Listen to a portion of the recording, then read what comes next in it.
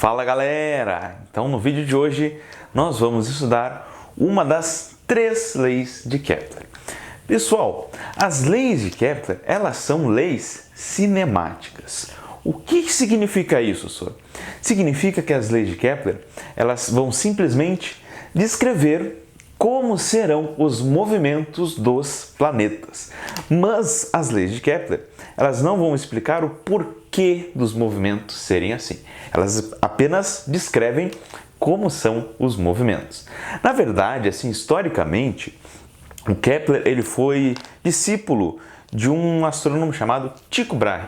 Tycho Brahe foi um astrônomo que fez muitas e muitas observações, principalmente da órbita de Marte, certo? Aí o Kepler basicamente pegou as observações que ele ajudou a fazer com o Tycho Brahe e elaborou essas três leis cinemáticas. De novo, então, a gente aqui nas leis de Kepler não vamos explicar o porquê que isso acontece, apenas constatamos que as órbitas são dessa maneira. Quem vai explicar o porquê das órbitas serem assim vai ser um cidadão chamado Isaac Newton, com a lei da gravitação universal. Muito bem, vamos à primeira lei de Kepler, é sobre o vídeo de hoje. Então a primeira lei ela vai falar sobre o formato das órbitas. Ela vai dizer que os planetas eles descrevem órbitas elípticas ao redor do Sol e não órbitas que são circulares. Mas, Soro, o que é uma elipse? Uma elipse é basicamente isso aqui. Tu pode pensar numa elipse como se fosse um círculo achatado. Então, os planetas eles vão descrever órbitas que têm formatos de elipses. E outra coisa, olha só, pessoal, numa elipse nós temos o centro da elipse, que fica no meio da elipse, mas nós temos outros dois pontos que são os focos da elipse. O que vão ser os focos da elipse? Os focos da elipse vão ser dois pontos que eles ficam bem no meio, olha só, bem na metade, entre o centro e a bordinha da elipse, ok? E a primeira lei de Kepler ela vai nos dizer que o Sol ele também não fica no centro da órbita, ele fica em um dos focos da órbita. Então, olha só a mudança que a gente teve agora de paradigma. Anteriormente, pensava-se que as órbitas eram círculos, né? Porque o círculo é uma forma geométrica perfeita. Agora não. Agora as órbitas são elipses, então em tese não é uma forma geométrica perfeita e o Sol nem está mais no centro, está em um dos focos da elipse.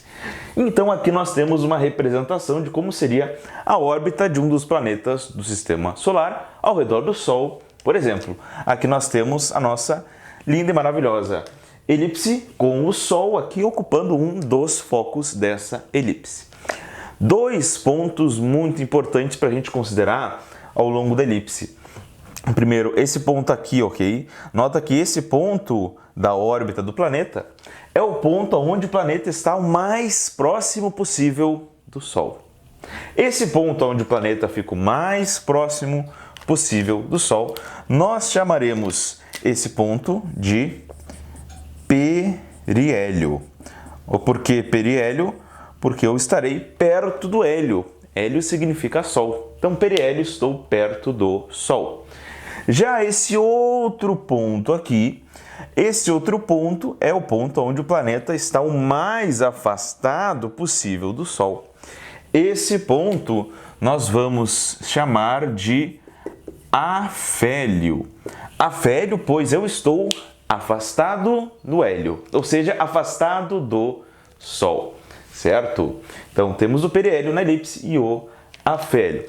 Uma última coisinha a se considerar, pessoal, a gente tem uma medida que é o chamado raio médio da órbita. Por que raio médio? Olha só, porque a distância do planeta ao Sol, ela vai variando conforme ele faz a órbita, certo? Então, o que seria o raio médio? Vai ser a distância da bordinha da elipse até o centro da elipse. Pode ser essa distância ou essa distância aqui, tanto faz. Então, o Rzão é o raio médio da órbita. Uma das maneiras da gente obter esse raio médio da órbita é a gente fazer o seguinte. a gente pega o periélio, ó, a distância que o planeta tem ao Sol quando está no periélio, vamos chamar essa distância de RA, e pegamos o afélio, ó, a distância do afélio, a distância que o planeta tem ao Sol quando está no afélio. Essa distância chamamos de RB. Se fizermos uma média aritmética entre o periélio e o afélio, ou seja, somamos as duas distâncias RA e RB, dividimos por 2, teremos o raio médio da órbita. Maravilha? Mais para frente isso aqui vai ser útil, pois isso aqui vai ser utilizado na terceira lei de Kepler, que é o raio médio da órbita. A média entre o periélio e o afélio. Tranquilo? Então aqui está a primeira lei de Kepler, também apelidada de lei das órbitas. Se você gostou desse vídeo, não te esquece de curtir e compartilhar ele nas suas redes sociais. Também te inscreve aqui embaixo no canal e clica no sininho para receber notificações a cada vez que um vídeo novo for postado. No mais, é isso aí. Um grande abraço, dá um tchau pro senhor agora. Tchau!